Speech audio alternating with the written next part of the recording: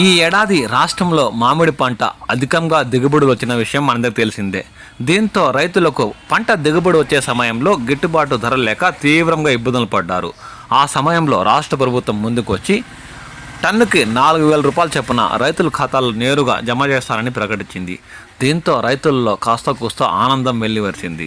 దాదాపు 3 నెలల తర్వాత ఆ సబ్సిడీ డబ్బులను శనివారం విడుదల చేయనున్నట్టు రాష్ట్ర ప్రభుత్వం ప్రకటించింది. దీంతో రాష్ట్రంలోని మామిడి రైతులు ఎంతో ఉత్సాహంగా శనివారం ఎదురు చూశారు.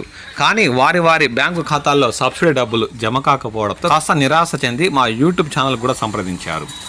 జిల్లా అధికారులు ఏం పేర్కొంటున్నారంటే, శని ఆదివారాల్లో సెలవు దినాలు కావడంతో బ్యాంకులు పని వేళలు లేకపోవడంతో సోమ మంగళవారాల్లో తప్పకుండా మామిడి సబ్సిడీ డబ్బులు రైతుల ఖాతాలోనే నేరుగా జమ అవుతాయని ఈ సందర్భంగా పేర్కొన్నారు.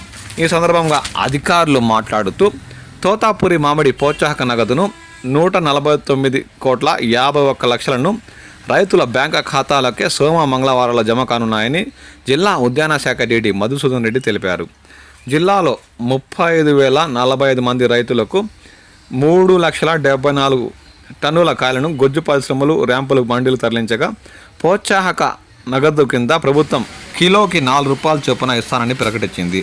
ఆ నగదును సోమ మంగళవారాల్లో రైతుల ఖాతాలనే నేరుగా జమ చేయనున్నట్టు అధికార వర్గాలు ఇప్పటికే పేర్కొన్నాయి.